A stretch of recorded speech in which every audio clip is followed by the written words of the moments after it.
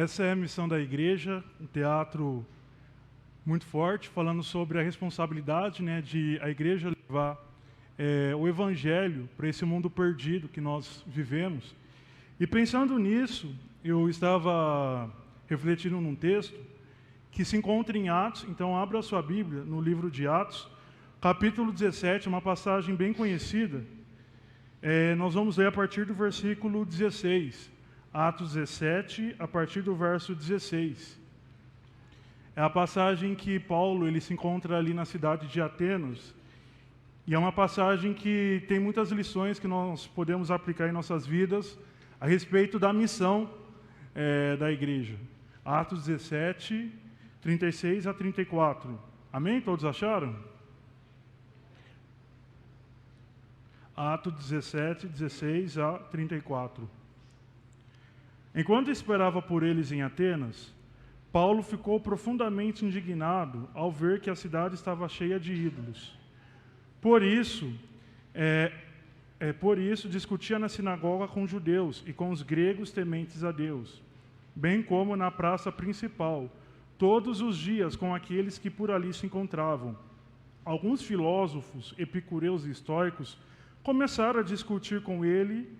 Alguns perguntavam: o que está tentando dizer esse tagarela? Outros diziam: parece que ele está anunciando deuses estrangeiros, pois Paulo estava pregando as boas novas a respeito de Jesus e da ressurreição.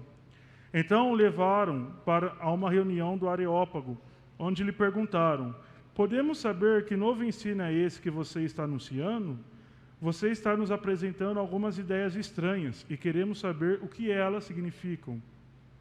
Todos os atenienses e estrangeiros que ali viviam não cuidavam de outra coisa senão ao ouvir falar das últimas coisas, das últimas novidades. Então Paulo levantou-se na reunião do Areópago e disse: atenienses, vejo que em todos os aspectos vocês são muito religiosos, pois andando pela cidade observei cuidadosamente seus objetos de culto e encontrei até um altar com essa inscrição: ao Deus desconhecido. Ora, o que vocês adoram, apesar de não conhecerem, eu lhes anuncio. O Deus que fez o mundo e tudo o que nele há é o Senhor do céu e da terra, e não habita em santuários feitos por mãos humanas. Ele não é servido por mãos de homens, como se necessitasse de algo, porque ele mesmo dá a todos a vida, o fôlego e as demais coisas. De um só fez ele todos os povos, para que povoassem toda a terra, tendo determinado os tempos anteriormente estabelecidos e os lugares exatos em que deveriam habitar.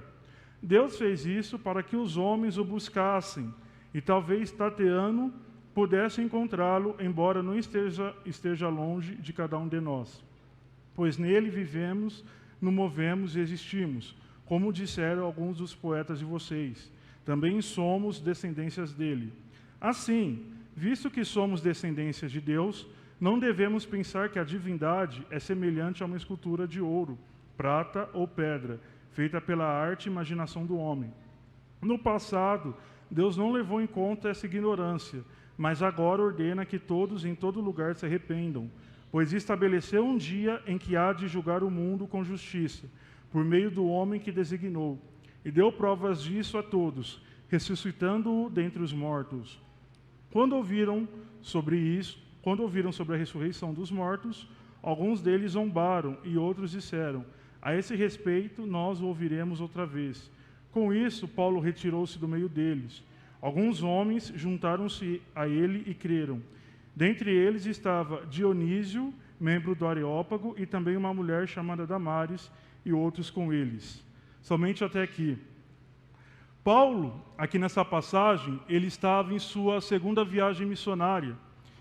Foi uma viagem que ele começou depois que ele volta do Concílio de Jerusalém, em Atos 15. Daí depois ele começa a fazer um outro projeto de evangelização, atingindo as cidades ali que até antes ele não tinha atingido pela pregação do Evangelho. E nessa segunda viagem missionária, Paulo ele evangelizou algumas cidades, como Tessalônica, onde ele, ao evangelizar ali aquela cidade, ele foi perseguido pelos judeus que estavam ali. Os judeus, os mestres ali da sinagoga de Tessalônica começaram a perseguir Paulo, porque Paulo estava pregando o evangelho. E ali Paulo, ele teve, junto com seus companheiros Silas e Timóteo, que fugir para Bereia, que era uma cidadezinha que ficava ao lado de Tessalônica. E ali Paulo também anunciou o evangelho naquela cidade, mas só que depois ele também ali foi perseguido, quando os judeus de Tessalônica, eles foram até Bereia para incitar a população ali a se rebelar contra Paulo. Então os cristãos que estavam ali em Bereia, eles acompanharam Paulo até Atenas.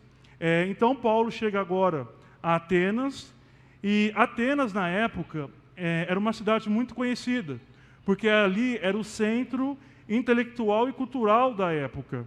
Atenas foi a cidade berço da filosofia, onde viveram Sócrates, Platão e Aristóteles, e outros tantos estudiosos e filósofos que viveram ali, poetas, assim por diante. Também era a cidade que era o berço da democracia. A democracia teve origem em Atenas. E foi nessa cidade que Paulo, então, ele vai iniciar a sua pregação do Evangelho. Apesar de Atenas ter toda essa fama de ser o berço da filosofia e da democracia, Paulo ele vai ver ali uma necessidade espiritual dos atenienses.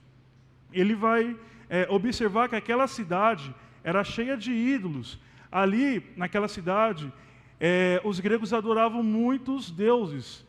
Era politeísta, ou seja, adoravam muitos deuses. E isso vai incomodar Paulo. E Paulo, então, incomodado com o politeísmo e com o materialismo dos gregos, ele vai iniciar ali a pregação do Evangelho.